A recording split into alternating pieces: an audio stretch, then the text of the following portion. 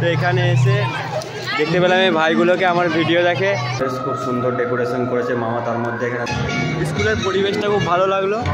খাবার পরিবেশনায় আছে মামা, দারুণ সার্ভ করছে।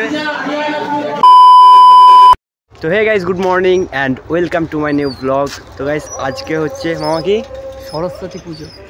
সরস্বতী পুজোয় সবাই ঘুরছে নিজেদের গার্লফ্রেন্ডের সাথে, গার্লফ্রেন্ডরা ঘুরছে বয়ফ্রেন্ডের সাথে, আর আমি ঘুরছি মামার সাথে। আজকের পার্টনার হচ্ছে মামা, নাকি রে? চলো বকচোদি করনে কা হমেं আদত নেই है। গাইস এখন আমরা বেরিয়েছি মামার স্কুলে যাওয়ার জন্য, আর এটা হচ্ছে মামার হায়াবুসাটা জানো তো। এটা নিয়ে এখন আমরা বেরিয়েছি। প্রথমে যাব মামার স্কুলে, দেখবো কেমন অবস্থা, मौसम चेक करेंगे उस स्कूल का। उसके बाद हम लोग जाएंगे हमारे स्कूल पे। बने रहना मेरे ब्लॉग पे। चलो चलते हैं, चलो। तो गाइस এখন আমরা এসেছি মামার স্কুলে। মামার কিছু দবদবাই চলে না, তো মামা কিছু কেয়ারই করছে না। আর এই দেখো অনেক পুরানো একটা বন্ধু জিয়া ভাইয়ের সাথে আজকে আমাদের দেখা হয়েছে, খুব খুশি লাগলো। স্কুলের পরিবেশটা খুব ভালো লাগলো। চারো তরফ কোরা হি কোরা ছা গিয়া হ্যায়। আমি এসেছিলাম উচ্চলনের স্কুলে মামার সাথে, মামার স্কুলে একটু ঠাকুর দেখতে এসেছিলাম। তো এখানে এসে দেখতে পেলাম এই ভাইগুলোকে আমার ভিডিও দেখে। সত্যি করে বল, সবাই তোরা সবাই দেখিস তো? সত্যি করে বল। তো বড় হয়ে ব্লগার হবে বলে দিয়েছি, একটু বড় হলি ভিডিও করা স্টার্ট করবে। তুই 3তে পড়িস, তুই 7-এ, তুই 5, আর তুই? এদের জন্য আমাকে একটা সাবস্ক্রাইব করে দেবে, তাই তো? কি করতে হবে? তো গাইস এটা হচ্ছে উচ্চালন স্কুলের ঠাকুর। প্রণাম করতে হয়, করে ভালো করে করবে। আমাদের করতে নাই বলে তুইও করবি না ভাই। সত্যি কথা বলতে উচ্চালন স্কুলের পরিবেশটা আমার দারুণ লাগলো। অনেকেই চেনে, বেশিরভাগই দেখছি আমার ভিডিও দেখে। আমি জানতামই না এতজন আমাকে চেনে বলে। তো চলো এখন আবার যাবো আমাদের স্কুলে। আমার হাঁটার স্পিডের লেভেল বেড়ে গেল। আমাকে চিনিস?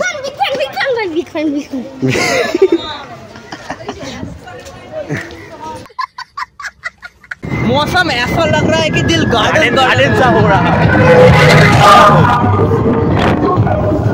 এই জায়গাটায় 12 মাসের মধ্যে 13 মাস গান হয়, মানে সবসময় কিছু না কিছু হবেই। এরা ঈদেতেও গান বাজায়, এত মনটা বড়।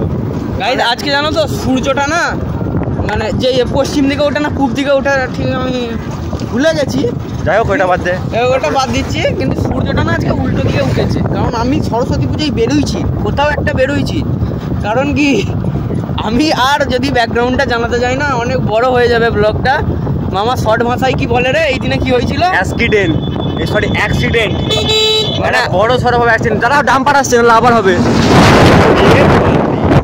জায়গাটাতেই হয়েছিল অ্যাক্সিডেন্টটা। মামা নিজের স্কুলে দবদবা দেখাতে পারে না বলে আমাদের স্কুলে, আমাদের গ্রামের স্কুলে এসে দবদবা দেখাচ্ছে। এখানে গান চেঞ্জ করে দিল।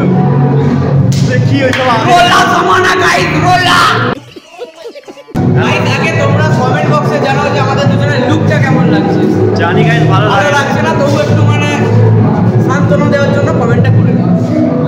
লেখো ভালোই লাগছে। 10-এর মধ্যে তোমরা কত দেবে? 10-এর মধ্যে কত দিবে? 10-এর মধ্যে 10.5।